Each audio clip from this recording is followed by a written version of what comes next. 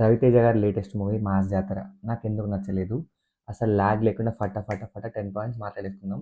Point 1, Rajendra Prasad గారితో aunty lover అంటూ చేసే క్రింజ్ కామెడీ ఎందుకు? అది ఫన్నీగుందా? 2025లో కూడా ఇంకా ఈ ఆంటీ లవర్ క్రింజ్ కామెడీ ఏంటి? ఏ తాత అయినా తన మనవడికి పెళ్లి కాకుండా ఆపుతాడా? జస్ట్ బికాస్ తనకి ఎక్కడ తోడుండడేమో అని చెప్పి.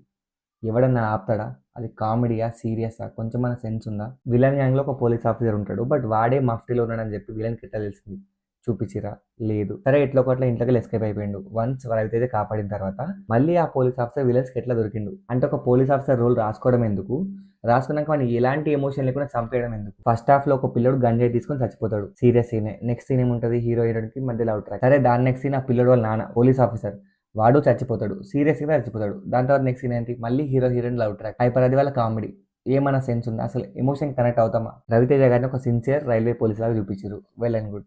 దాని తర్వాత హీరోయిన్ గంజాయి సప్లై చేసిందని తెలిసింది. ఏం చేసిండు? డ్యూటీ చేసిండా? ఇంటర్వెల్లో ఆల్మోస్ట్ ఊరు మొత్తం వచ్చి రవితేజపై అటాక్ చేస్తారు. ఏమన్నా లాజిక్ ఉందా? అంటే వీళ్ళందరినీ కొట్టి ఆ మాల్ మొత్తం కాపాడతాడు. కొంచెం లాజిక్ ఉందా? ఓ 10 మంది, 20 మంది, 30 మంది కొట్టినాక అర్థం ఉంది. ఆల్మోస్ట్ ఊరంతా వస్తారు కదా.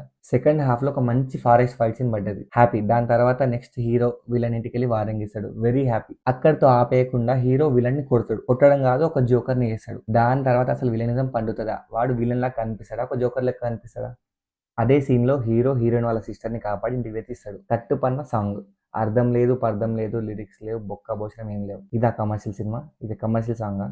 ఏం సినిమాలు తీస్తున్నారురా నాయన? ప్రీ క్లైమాక్స్‌లో బలవంతంగా ఇరికిచ్చిన రాజేంద్ర ప్రసాద్ గారి ట్రాక్. దట్ ఆయన రిటైర్డ్ మేజర్ ఆఫీసర్ అని చెప్పి మళ్ళీ ఆయన చనిపోవడం, ఆ ఎమోషన్ ఇర్రిలవెంట్. నెక్స్ట్ సీన్‌లో రవితేజని కొట్టేసి, కట్టేసి వేలాడదీస్తే దాని తర్వాత దున్నపోతు కాపాడుతదా?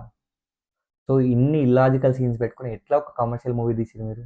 దట్ టు హిట్ అయితే అని చెప్పి ప్రీమియర్స్ కూడా వేసారు. కొంచెమన్నా ఆలోచించిర్రా ఈ మూవీ హిట్ అవుతుందా లేదా? రవితేజ కూడా స్క్రిప్ట్ సెలెక్షన్ ఏంటో ఏందో. డైరెక్ట్ ఒక రైటరే కదా. సమాజ వర్గం, మన వివాహ భోజనం, మంచి మంచి మూవీలు తీసిన ఆ మూవీలో ఎంత ఆర్గానిక్ కామెడీ ఉంటుంది. ఈ మూవీకి వచ్చినాక ఏమైంది? ఆ క్రింజ్, ఆ ఐపరాది, ఈ రాజేంద్ర ప్రసాద్ ఆంటీ జోకులు, శ్రీలీల ఇదికి ఇచ్చిన ట్రాక్లు, కట్ చేసే సాంగ్, కట్ చేసే సాంగ్, కట్ చేసే ఫైట్.